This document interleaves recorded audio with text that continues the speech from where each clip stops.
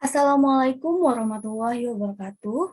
Selamat pagi, siang, sore, malam. Sebelumnya, perkenalkan nama saya Wardah Nifah dengan NIM 18 dari Teknik Industri 2020. Di sini saya akan memaparkan materi tentang kinetika kimia part 2.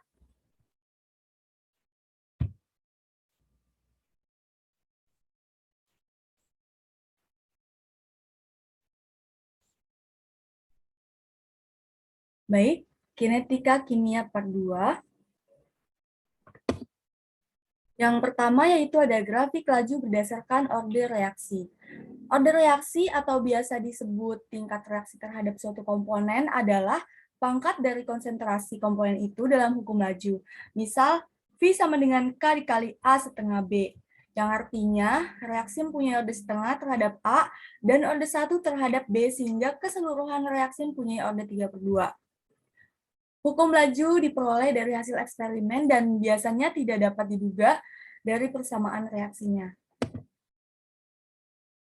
Grafik laju reaksi berdasarkan order reaksi, yaitu ada order reaksi 0, ketika suatu reaksi, misal A, diubah konsentrasinya ternyata tidak mempengaruhi laju reaksi, atau besarnya laju reaksi tidak berubah, maka order reaksi terhadap reaksi tersebut bernilai 0. Nah, kita dapat menulis rumusnya yaitu V sama dengan K dikali A pangkat 0 sama dengan K. Suatu reaksi dikatakan mempunyai order 0 jika besarnya laju reaksi tersebut tidak dipengaruhi oleh konsentrasi reaksi, yang berarti seberapapun peningkatan konsentrasi reaksi tidak akan mempengaruhi besarnya laju reaksi. Nah, selanjutnya ada order reaksi 1. Ketika satu reaksi, misal A, diubah konsentrasinya, maka laju reaksi juga berubah berbanding lurus terhadap perubahan konsentrasi reaksi tersebut. Persamaan reaksi order 1 merupakan persamaan linear, berarti laju reaksi berbanding lurus terhadap konsentrasi reaksinya.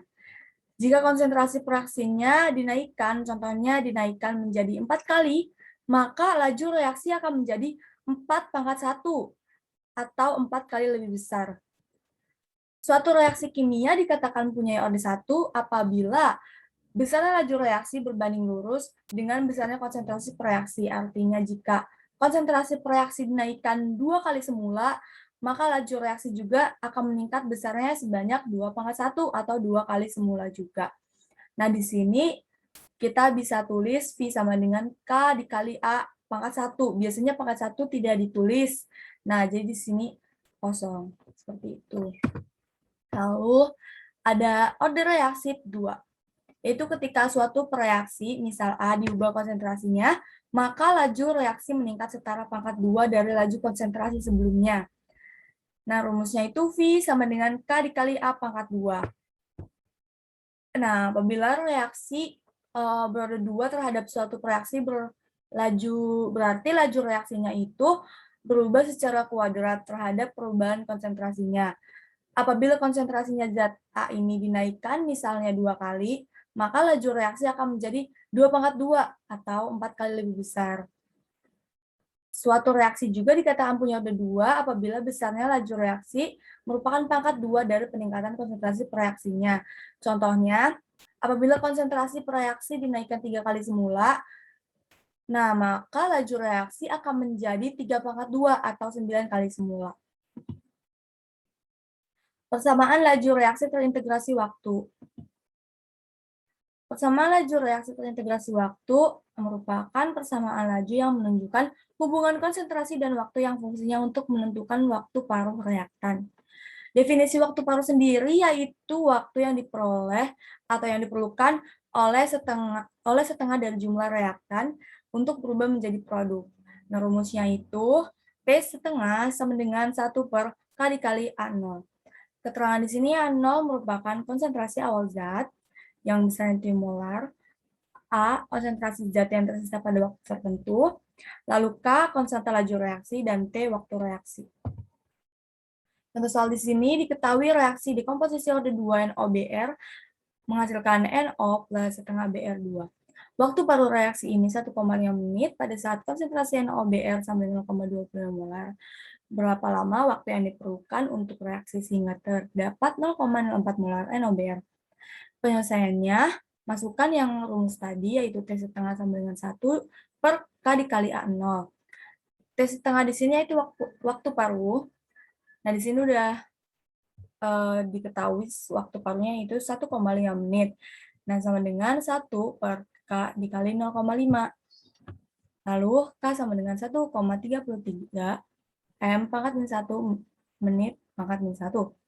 Lalu, 1 per NaOBr2 dikurangi 1 per NaOBr1.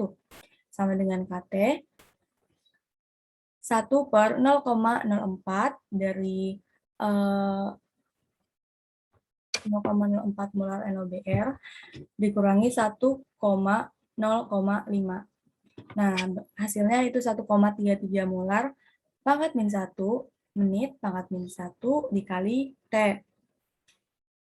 Lalu 2 dikurang 25 menit sama dengan 1,33 T. Jadi T-nya dihasilkan 17,29 menit. Jadi lama waktu yang diperlukan untuk reaksi sehingga terdapat 0,04 molar NaOBr yaitu 17,29 menit. Lalu ada persamaan Arrhenius. Persamaan Arrhenius menunjukkan hubungan antara K, Ea, dan T dalam suatu reaksi kimia. Persamaan Arrhenius itu dirumuskan oleh seorang ahli kimia asal Swedia bernama Svante Arrhenius pada tahun 1899. Arrhenius menjelaskan bahwa suhu dapat menambah kecepatan laju dalam reaksi kimia apapun dengan persamaan sebagai berikut. K sama dengan A dikali E pangkat min EA per RT.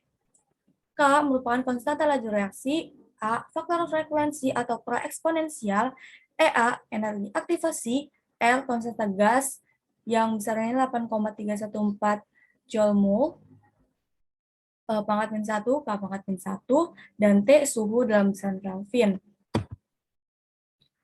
Lalu kemudian berikan logaritma natural pada kedua sisi, sehingga didapat yaitu ln K sama dengan min EA per RT plus ln A.